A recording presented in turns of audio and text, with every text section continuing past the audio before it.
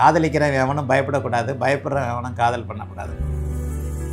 காதல் செய்யணும்னா அந்த ரிஷப துலாம் என்று சொல்லப்படக்கூடிய சுக்கரனுடைய வீடுகள் வலுத்திருக்கணும். ப்ளஸ் டூவில் என்ன உனக்கு காதல் வேண்டி கிடக்குதுன்னு கேட்பாங்க. ஆனால் அப்படி கேட்குறவங்க ப்ளஸ் டூவில் லவ் பண்ணியிருப்பாங்க.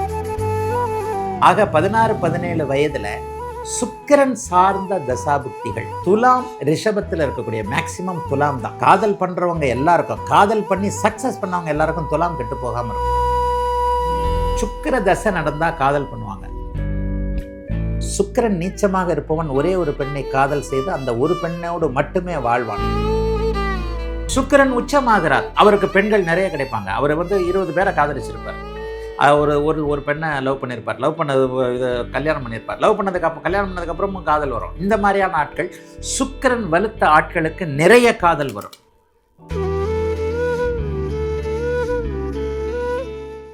வணக்கம், நீங்கள் பார்த்துட்டு இருக்கிறது டேக் ஒன் தமிழ். நான் உங்கள் விஜய் பிராணேஷ். அதாவது இன்றைக்கி என் கூட இருக்கிற ஒரு ஸ்பெஷல் கெஸ்ட் பார்த்தீங்கன்னா ஜோதிட கலையரசு ஆதித்ய குருஜி அவர்கள் இருக்காங்க.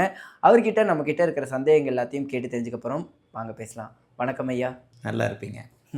டேக் ஒன் தமிழ் நேயர்கள் அனைவருக்கும் இணைய நல்வாழ்த்துக்கள். எல்லோரும் நன்றாக இருப்பீர்கள். காதல் அப்படிங்கிறது எல்லா ஜாதகத்துக்குமே கைகூடுமா, இல்லை ஒரு சில ஜாதகங்களுக்கு ஒரு சில அமைப்புகளுக்கு காதலே கைகூடாதுன்னு இருக்கா? எல்லாருமே காதல் பண்ணுறதில்ல. ஒரு இந்தி பாடல் உண்டு, பியார் கர்னே வாலே கவி டர்த்தே நகி அப்படின்னு சொல்லிட்டு ஒரு பாடல் ஆரம்பிக்கும். காதலிக்கிறவன் எவனும் பயப்படக்கூடாது, பயப்படுறவன் எவனும் காதல் பண்ணக்கூடாதுன்ட்டு. ஓகே, அது ஒரு நல்ல வரிகள். உண்மையை சொல்லப்போனால் எல்லாருக்கும் காதல் வந்துடாது. எவ்வளோ பயந்தாங்குழி ஆண்களும் பெண்களும் இருக்கிறாங்க. பெண்கள் இயல்புலேயே பயந்தாங்குழிகள். அம்மா அப்பா தன்னுடைய எதிர்காலம் இதை போல் பயப்படுவாங்க. ஆனால் இன்றைக்கி பார்த்தீங்கன்னா பெண்கள் தான் காதலை முதல்ல சொல்கிறாங்க. இந்த ஜென்ரேஷனில், எங்கள் ஜென்ரேஷனில் அது வேறு. இன்றைக்கி ஜென்ரேஷனில் பெண்கள் ஆணுக்கு நிகராக தைரியமாக வேலைக்கு படிப்புகள்லாம் வந்துட்டாங்க. ஒரு பெண்ணை இன்றைக்கி தன்னுடைய விருப்பத்தை ஒரு ஆண்கிட்ட முன்னால் சொல்லக்கூடிய தலைமுறையை இன்றைக்கி தலைமுறை வந்திருக்கு. காதல் செய்யணும்னா அந்த ரிஷப துலாம் என்று சொல்லப்படக்கூடிய சுக்கரனுடைய வீடுகள் வலுத்திருக்கணும். மேஷத்திற்கு நேர் 7ஆம் வீடு, அதாவது காலபுருஷனுடைய 7ஆம் வீடான துலாம் வலுத்தவர்களுக்கு காதல் எண்ணங்கள் வரும். காதல் எண்ணம் எப்போ வரும்? பெரும்பாலும் 50லும் ஆசை வரும்ன்றான். விதிவிலக்கெல்லாம் விட்டுருங்க. ஒரு 20 வயதுகளில் வரும்னு வச்சுக்கலாமா? 17-18 பருவம் தான். 17 வயசில் காதல், 16 வயசில் காதல் வந்தால் தப்பு இல்லை. 16 வயதுன்றதே ஒரு மெச்சூரிட்டியான, அதாவது அந்த இளம் பருவம், ஒரு இளைஞர் பருவம். +2ன்னு வச்சுக்கலாமா? +2ல நம்ம தான் கிண்டல் பண்ணுறோம். +2ல என்ன உனக்கு காதல் வேண்டி கிடக்குதுன்னு கேட்பாங்க. ஆனால் அப்படி கேட்குறவங்க +2ல லவ் பண்ணியிருப்பாங்க. கண்டிப்பாக. உண்மையை சொல்லப்போனால் காதல் எல்லா காலத்திலும் இருக்கிறது. எங்கள் அப்பா காதல் பண்ணியிருப்பார், நிச்சயமாக. எங்கள் அப்பா சொல்லியிருக்கிறார், நானும் காதல் பண்ணேன்ட்டு. என்னுடைய தாத்தாவும் காதல் பண்ணியிருப்பார், என்னுடைய முப்பாட்டனும் காதல் பண்ணியிருப்பார். மனித குலம் காதல் இல்லை என்றால், ஆதலினால் காதல் செய்வேர் உலகத்தீரே அப்படின்னு பாரதி சொன்ன மாதிரி, காதல் இல்லைன்னா உலகமே இல்லை. ஆக 16-17 வயதில் சுக்கிரன் சார்ந்த தசாபுக்திகள் துலாம் ரிஷபத்தில் இருக்கக்கூடிய மேக்சிமம் துலாம் தான். காதல் பண்ணுறவங்க எல்லாருக்கும், காதல் பண்ணி சக்ஸஸ் பண்ணவங்க எல்லாருக்கும் துலாம் கெட்டு போகாமல் இருக்கும். காலபுருஷனுடைய 7ஆவது வீடு. 7ஆவது வீடு ஆணையோ பெண்ணையோ குறிக்கக்கூடிய வீடு. சுக்கிர தசை நடந்தால் காதல் பண்ணுவாங்க. உறுதியாகவே சொல்லிடலாம். ஒரு விருப்பம் இருக்கும். காதல் நிறைவேறுகிறதா என்பது அப்புறம். காதல் பண்ணுற தைரியமே ஒரு 20% பேருக்கு கிடையாது. ஒரு 80%, 20% விதிவிலக்கு இருக்குது. காதல்னால கைகால் அப்படியே பொம்பளையை பார்த்தாலே பேண்ட் பாக்கெட்டுக்குள்ள கையை விட்டுக்கிட்டு கைகால் உதற கேஸெல்லாம் இருக்குது. இல்லைன்னுலாம் சொல்ல முடியாது. உங்கள் இளைஞர்களுக்குள்ளே அது இருக்காங்க. கூச்சப்படுவார், பயப்படுவார், பதற்றப்படுவார், பெண்களோட பேச முடியாத ஒரு சூழ்நிலையில் இருப்பார். இந்த மாதிரி 20% விட்டுங்க. 80% பேருக்கு காதல் வருகிறதென்றால் அவர்களுக்கு சுக்கிர தசை நடக்கிறது என்று அர்த்தம். அல்லது சுக்கிரனுடைய வீடுகளில் இருக்கக்கூடிய அல்லது சுக்கிரனோடு இணைந்திருக்கக்கூடிய கிரகங்களுடைய தசை வருகிறது என்று அர்த்தம். தசை வருதுன்னு அர்த்தம். சுக்கிரனோட வீட்டில் ராகு இருக்கிறார், காதல் கண்டிப்பாக வரும். ராகு தசை நடக்கணும். சுக்கிரனுடைய வீட்டில் ராகு இருக்கிறார், அந்த 18-20 வயசில் ராகு தசை நடக்கணும். அந்த 18-20 வயசில் ராகு தசை நடக்கக்கூடிய அமைப்புகள் அது உண்மையிலேயே ஒரு ஒரு இதாக வரும். அதுலேயும் அந்நிய இன மத மொழி பேசுகிறதுன்னு சொல்கிறோம் இல்லையா? அப்போ அந்த அந்நிய இன மத மொழி பேசுகின்ற ஒருவரை ஒருத்தர் லவ் பண்ணுறாரு. நான் இந்துவாக இருக்கிறேன், அவர் கிறிஸ்டினாக இருக்கிறார். நான் முஸ்லீமாக இருக்கிறேன், அவர் இந்துவாக இருக்கிறார். இந்த மாதிரியான வேற்று மத இன அமைப்புகளை ஒரு நிலையில் பார்க்கணும் அப்படின்னு சொன்னால், அவர் உண்மையிலேயே இந்த மாதிரியான சுக்கிரனுடைய வீடுகளில் அல்லது சுக்கிரனோடு சேர்ந்து இருக்கின்ற ராகுதசை இந்த மாதிரி தான். சுக்கிரன் தான் காதல் கிரகம். ஒரு ஜாதகத்தில் 7ஆம் அதிபதி வலிமையாகி அல்லது 7வது வீடே சுக்கிரனுடைய வீடாகி அல்லது இந்த துலாம் ரிஷபம் என்று சொல்லப்படக்கூடிய இந்த சுக்கிரனுடைய வீடுகள் வலுத்து, அல்லது காதலின் நாயகனாகிய கலத்திர காரகன் என்று எங்களுடைய ஜோதிடம் பெருமையாக சொல்லக்கூடிய இந்த சுக்கிரன் ஆட்சி உச்சம் அல்லது சந்திர அதியோகம் என்கின்ற நீச்சனாக இருந்தால் கூட பரவாயில்ல. நீச்சனாக சுக்கிரன் நீச்சமாக இருந்தால் காதல் வராதுன்னு சொன்னால் உண்மை கிடையாது. சுக்கிரன் நீச்சமாக இருப்பவன் ஒரே ஒரு பெண்ணை காதல் செய்து அந்த ஒரு பெண்ணோடு மட்டுமே வாழ்வான். சுக்கிரன் நீச்சனாகி பலவீனமாகி பாபத்துவம் அடையாத ஒருவருக்கும் காதல் வரும். இதில் பெரிய combinations. Astrology is the complete combinations. இதில் வந்து நீங்கள் ஒரு விதியில் வந்து சொல்லிடவே முடியாது. சூட்சுமங்களை நீங்கள் உணர்றதுக்கு தான். காதல் செய்வதற்கான அமைப்பு என்ன?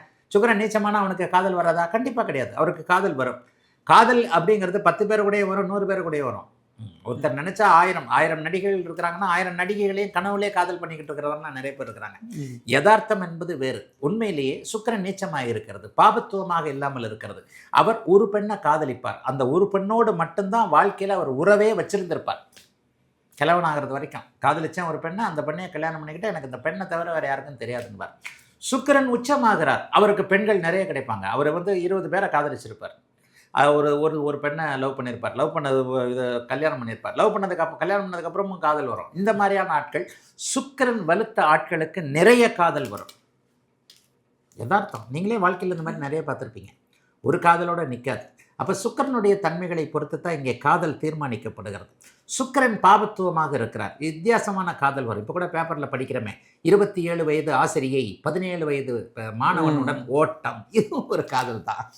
இதுவும் அதே சுக்கிரன் கொடுக்கக்கூடிய காதல். சுக்கிரனும் சனியும் சேர்ந்தால் கொடுக்கக்கூடிய காதல்.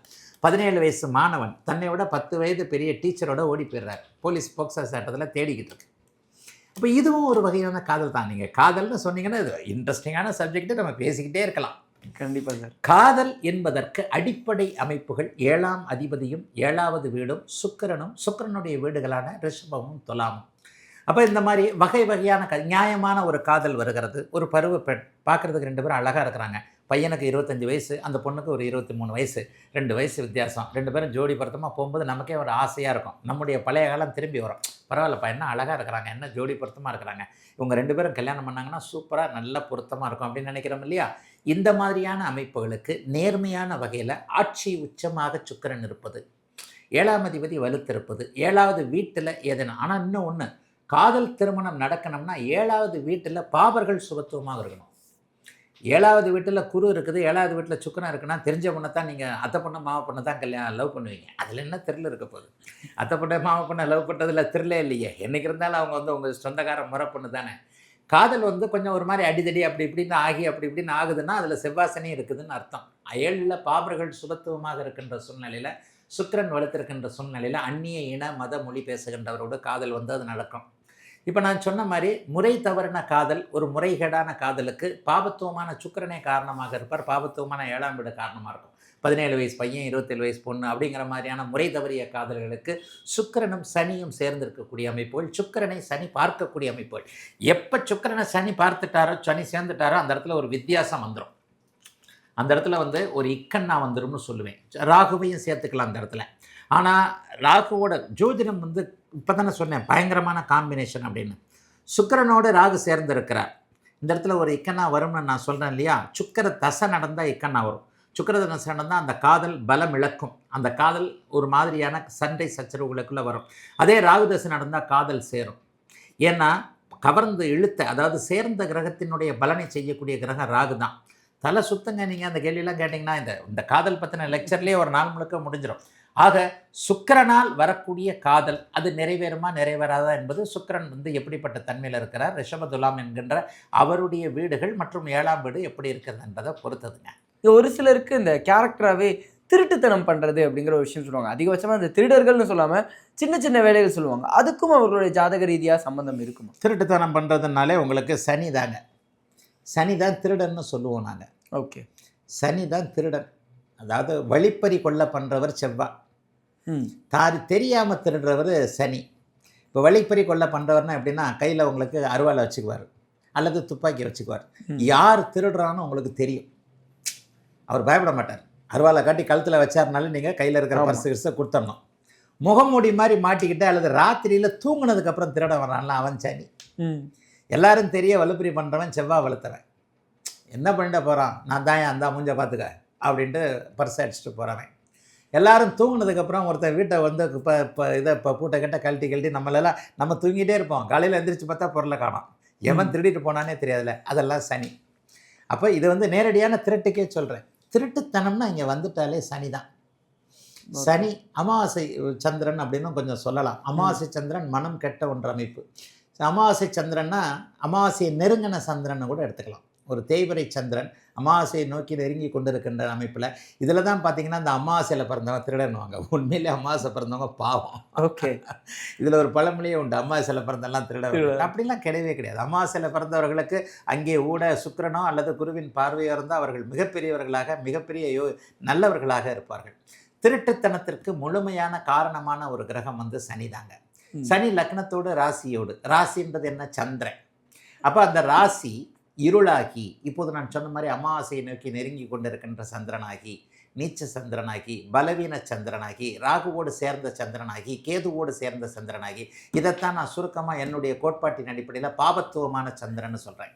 கேதுவோடு சேர்ந்தாலோ ராகுவோடு சேர்ந்தாலோ இருள் தன்மையாக தானே தேய்பிறை அமைப்புகள் இருந்தாலும் அவர் வந்து கொஞ்சம் மனம் யார் திருடுவா? மனம் பலவீனமானவன், மனம் கெட்டவன். நீங்களாம் நானும் போய் திருட போமா? மாட்டோம். முடியாது. நம்மளால் மாட்டோம்னு இல்லை, வி காண்ட். நம்மளால முடியாது. ஏன்னா நம்ம மனசு அதுக்கு ஒத்துக்காது. ஆனால் சிலருடைய மனசு அதுக்கு ஒத்துக்குது. இதற்கு காரணம் மனம். ஒருவர் திருடனாக இருப்பதற்கான முழு முதல் காரணம் அதை அக்செப்ட் பண்ணக்கூடிய அவருடைய பலவீனமான மனம். ஆக சந்திரன் பலவீனமாகி, சந்திரன் பாபத்துவமாகி, சந்திரன் தேய்பிறை அமைப்புகளிலிருந்து அந்த சந்திரன் சனியோடு தொடர்பு கொண்டிருக்கின்ற, திருட்டு எண்ணங்களை கொடுக்கக்கூடிய சனியோடு தொடர்பு கொண்டிருக்கின்ற, ராசியோடு லக்னத்தோடு பாபத்துவமான சனி தொடர்பு கொண்டிருக்கின்ற. ஐயா எனக்கு லக்னத்தோட ராசியோட தொடர்பு கொண்டிருக்கு, நான் அப்படி இல்லையேன்னு பார்த்தீங்கன்னா உங்களுக்கு சனி சுபத்துவமாக இருக்கும். ஓகே. எல்லாரும் திருடர்கள் கிடையாது. இதே லக்னம் ராசியோடு சனி சுபத்துவமாகி தொடர்பு கொண்டால் ஆன்மீகம். கடவுளை திருடிடுறவன். புரியுது. உள்ளம் கவர் கல்வன்னு சொல்லுவாங்கல்ல, கடவுள் பேரில் பெரிய ஆன்மீக பக்தி போயிடும். சனின்றது ஒரு மாதிரி ரிஃப்ளெக்ஷன் பிளானட். குருவோடு சேர்ந்தால் அவர் ஆன்மீக அமைப்புகளில் போயிடுவார். அதே பாபராகி ஏதேனும் ஒரு நிலையில் கடுமையான நெகட்டிவ் அமைப்புகளில் பாபத்துவமாக இருந்தால் கண்டிப்பாக திருட்டு எண்ணங்களை அவருக்கு கொடுக்கத்தான் செய்வார். ஒருவருக்கு திருட்டு எண்ணம் வருகிறதென்றால் அவருடைய லக்னம் ராசியோடு பாபத்துவமான சனி தொடர்பு கொண்டிருக்கிறார் என்று அர்த்தம்.